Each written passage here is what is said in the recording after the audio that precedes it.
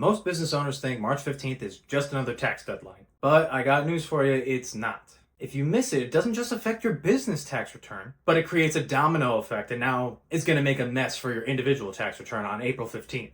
So we're going to explain that a little bit more today, but before, first thing, my name is Andrew D'Amico. I'm a CPA partner here at Ledgerly alongside Mike Abrahamian. We're tax strategists. We're focused on saving clients taxes, helping them build better asset protection, and create a roadmap for generational wealth. If you like the sound of any of those three things, please click the link below and subscribe to our channel for future videos.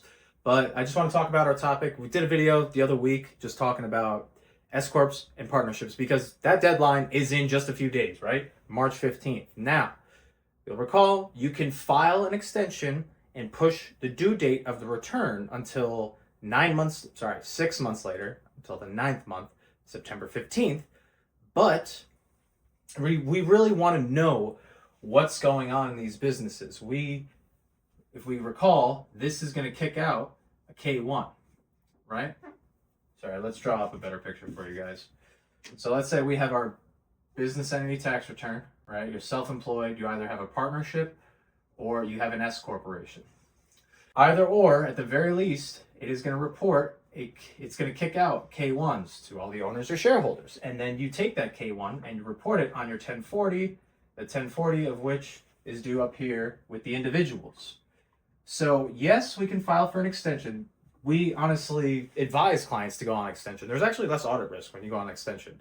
I don't remember the exact number, but the IRS likes to kill everyone on the initial deadlines. There's just a little pro tip there, but not the point. How are we gonna know what taxes are gonna be due? Because our April 15th deadline is not just a filing deadline. This is a filing deadline. You do not pay federal income tax on March 15th along with these business filings. Nope.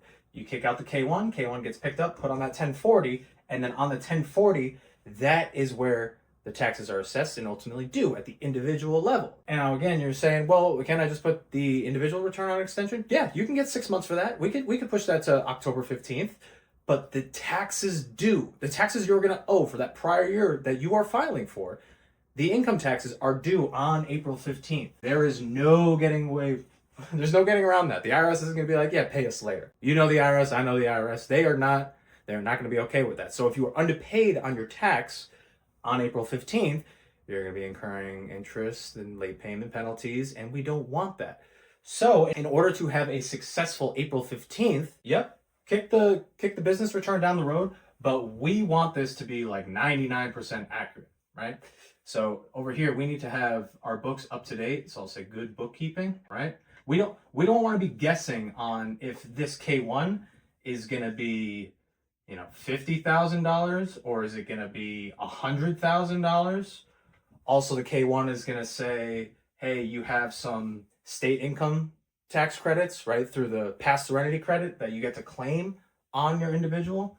So you're going to get your PTE credits. If you're familiar with that strategy, work around the SALT cap. It's also going to give you the income classification. Is this an operational business or is it like a passive investment? Is it holding a rental property? Because that character of the income will decide if, hey, this can be used to, if it's a loss, to offset other ordinary income, or hey, it's passive, it can't. Passive income, it not subject to FICA. There's all these little inner workings. So we want to make sure we have a good idea of what this is, because if we're going to go on extension, we still want to make a payment. And with the tax year being over, there's not a whole lot of strategy that can be done after the year has already ended. But if we want to make any impact on that, we could do some things after the fact that could have an impact on our tax liability, like retirement contributions. So I'm talking traditional, right? Because you don't get a deduction. Can I spell Nope, I can't. Traditional. I'm an accountant, not a grammar specialist, a writer, whatever you want to say. Traditional. We get a deduction for making traditional contributions. Let's say if it's to a 401k, you have one set up for your business, or if you have an IRA, right? You can actually make these contributions after the year end and still have it count for that tax year. You have to do it right and designate it right, but those can be extra deductions that will have an impact on those taxes due. If that is part of your plan or you've been working with an advisor, but you're not going to know how much you could put in until we know what our income is going to be. Other things like we can fund an HSA after the year end, right?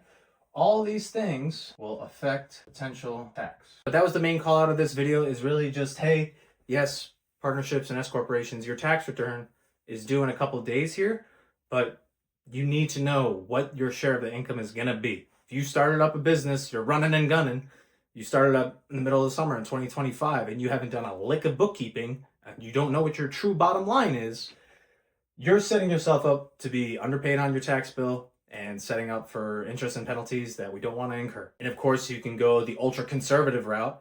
You're thinking you owe $5,000 in federal taxes on the 15th, and you're like, no, I'll just make a $10,000 payment.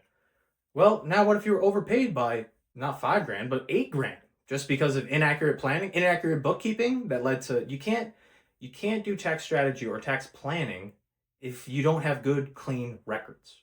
And I don't know about you, I don't want to give the IRS an $8,000 interest-free loan when I could have that working for me in my business or in other investments, funding into a retirement account, all these things that we have at our disposal, but you couldn't because you had bad bookkeeping and didn't even give yourself the opportunity to do so. So please, if you find yourself in that situation where you do need some help, get in touch with a professional. QuickBooks is easy. That's the one we use. There are pro advisors out there. We're pro advisors. You could find someone, hire them to clean up your books. You can find people on Upwork or Fiverr, or just ask around. If any of your friends have accountants, you know other business owners, what account are they using? And of course, that's all well and good, but just come to us. We'll get you straightened out. But if you find yourself in that situation, get that addressed ASAP, not only just for these next few days, but for your 4/15 planning, because there's still a month left to do a few different things. So if you found some value in this video, please drop us a like, throw a comment, and subscribe to this channel so you can stay up to date on some more free tax info. Thanks, guys. See you on the next one.